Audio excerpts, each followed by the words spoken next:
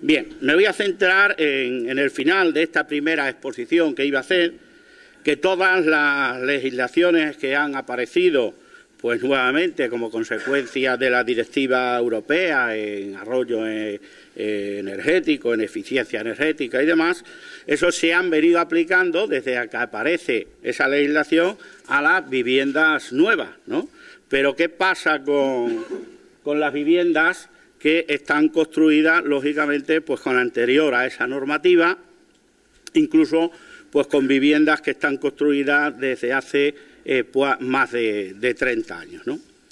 El ponente, Manuel Fortela, yo creo que nos ha ilustrado, ahí tenemos un poco el parque de viviendas en Extremadura por años de construcción, un poco el estado en el que se encuentran las mismas a través del Instituto Nacional de Estadística, y en rojo están las que necesitarían, desde el punto de vista de la Federación de Metal Construcción Afines, pues una actuación inmediata en aspectos de rehabilitación. Estamos hablando de en torno pues a unas 60.000. De forma inmediata.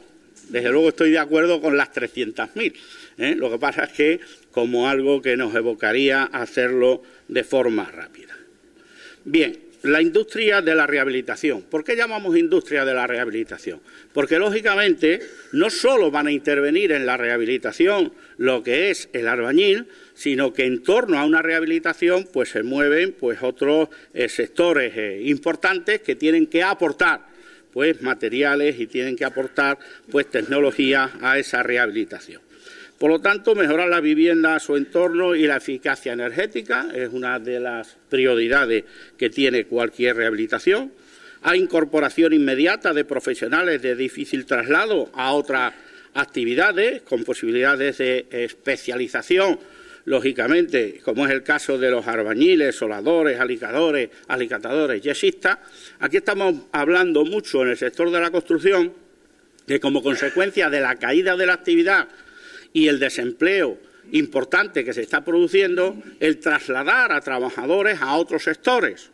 Pero yo digo que trabajadores que abandonaron sus estudios para ir a un empleo fácil, que se ha estado pues ganando dinero relativamente, pues son susceptibles de recuperación y volver a retomar los estudios o trasladar sus conocimientos profesionales hacia otros sectores. Pero alguien con 40, 45 años que ya está formado en el sector de la construcción, es muy difícil poderlo trasladar a otros sectores. Por lo tanto, lo que hay es que seguir formándolos en el entorno del sector de la construcción y, por lo tanto, especializarlos en estos momentos en lo que es la formación en rehabilitación, incluso en rehabilitación con viviendas ocupadas. No es lo mismo un albañil que esté en una obra nueva, donde todo es de batalla, donde se va a ritmo de destajo y tal, que lo que pueda ser ese mismo albañil trabajando en una vivienda donde tiene que convivir lo que es su trabajo especializado con los propios propietarios y, por lo tanto, ocupantes de esa vivienda. Y también el tema de una apuesta decidida y fuerte por la rehabilitación supondría también el aflorar pues, la economía sumergida. La rehabilitación en Europa representa en torno al 42%. En España solo alcanza el 24%. El visado de rehabilitación en España, a lo que no es ajeno Extremadura, supone aproximadamente un total del 10% de esos visados. Y a pesar del incremento que ha habido en los últimos años, el 60% del parque edificado, de viviendas edificadas, superan los 30 años de antigüedad. Por lo tanto, ahí tenemos un campo importante para adecuar esas viviendas a las exigencias de la normativa habitual, hacerlas mucho más asequibles y, por lo tanto, crear una actividad productiva y, al mismo tiempo, pues crear el empleo. Según informes de la Unión Europea, España está entre los países con más viviendas construidas anteriores al año 1919.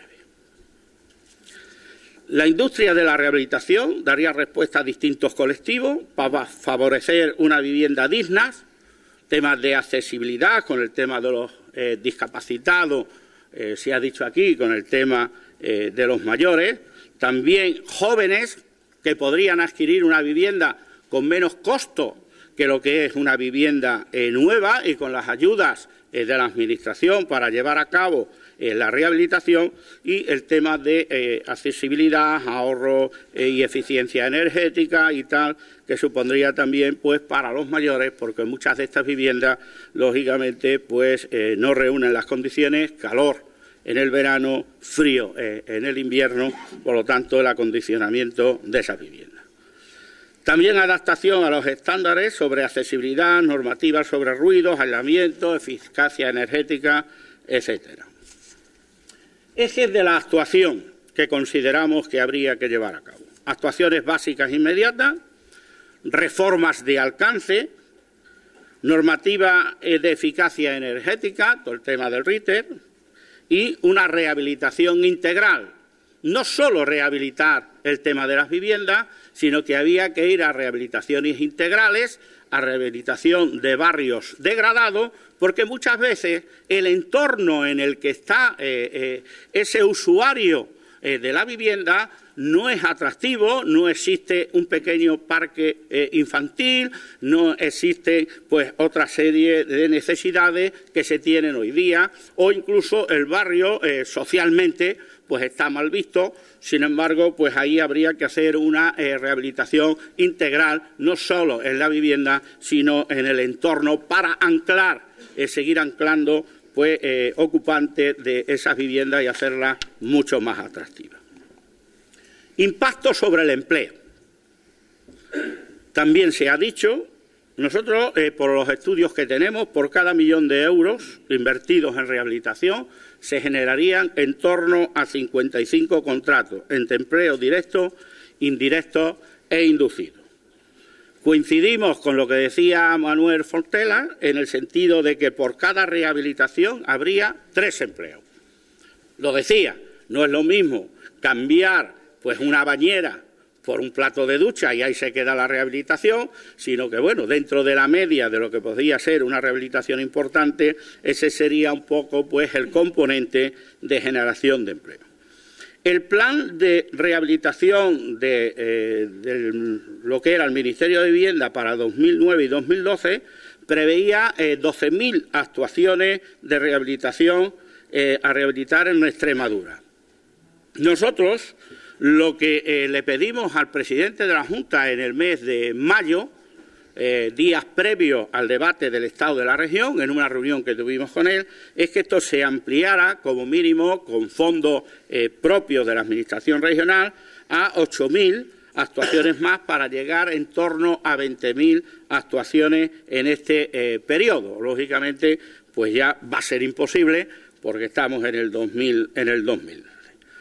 Tomando como referencia las viviendas susceptibles de rehabilitar de forma inmediata, porque están en sentido casi ruinoso, como podríamos ver en el primer cuadro, se podrían generar hasta 60.000 empleos, o lo que es lo mismo, 15.000 empleos anuales en los próximos 4 años, con una media de rehabilitación entre 5 y 6.000 actuaciones anuales. Por lo tanto, creemos que el tema pues merece la pena hacer un esfuerzo por parte de la Administración. Si tenemos un poco en cuenta la composición empresarial de Extremadura, de los datos que tenemos del año 2009, tenemos 10.639 empresas. Vemos como hay empresas sin asalariados, quiere decir que son autónomos, empresas de 1 a 2, ahí tienen ustedes pues un poco el cuadro, y en la horquilla de las empresas sin asalariado de 3 a 9 tenemos 9.810 de las 10.639. No hay lugar a duda que el mantener lo que es pues esa estructura empresarial pasaría por un plan de choque de rehabilitación, porque es donde se mueve el autónomo y la pequeña empresa. No digamos la empresa con más envergadura, con mucho más estructura, que podría abordar, lógicamente, pues abordar lo que es más la rehabilitación de lo que es el patrimonio arquitectónico de nuestra región, que es bastante rico. Sí, Gloria, voy avanzando. Consecuencias de la estrategia: generación de empleo y riqueza, introducción de medidas de innovación, conseguir ciudades y territorios sostenibles, alcanzar una mayor cohesión social, cumplimiento de la normativa de calidad, ahorro y eficiencia energética y procurar la permanencia de los profesionales en el sector. Políticas de impulso. Impulso coordinado de todas las administraciones. Facilitar los trámites. Hay mucha burocracia cuando un ciudadano pide una subvención para la rehabilitación. Habilitar nuevas ayudas. Profundizar más en las que recientemente se han aprobado. Difundir y publicitar los recursos. Muchos ciudadanos no conocen las ayudas que hay por parte de la Administración para abordar una rehabilitación de su vivienda. Incluso hay empresas que se dedican a la rehabilitación que se tenían que convertir también, una cierta parte de su actividad, en gestoría para gestionarle pues todos los trámites burocráticos a aquel ciudadano que quiere llevar a cabo una rehabilitación en su vivienda. Recuperación de los conjuntos históricos, recuperación de barrios degradados y actuación en los municipios rurales. Despertar el interés del inversor, tanto de empresas como de familias, creación de un nuevo mercado autónomo y con futuro. Beneficios indirectos: encauzar un modelo de desarrollo más sostenible, ahorrar, no sé si estábamos ahí. Sí. Ahorrar en prestaciones por desempleo, aflorar la economía sumergida, porque lógicamente si una rehabilitación pasa por la Administración, con ayudas de la Administración, tendrá un mayor control y por lo tanto aflorará esa economía sumergida. Recaudación fiscal, lógicamente como hay actividad económica en el tema de IVA, IRPF, impuestos de sociedades y creación de un mercado que se mantenga en el tiempo. El sector, esta es la última.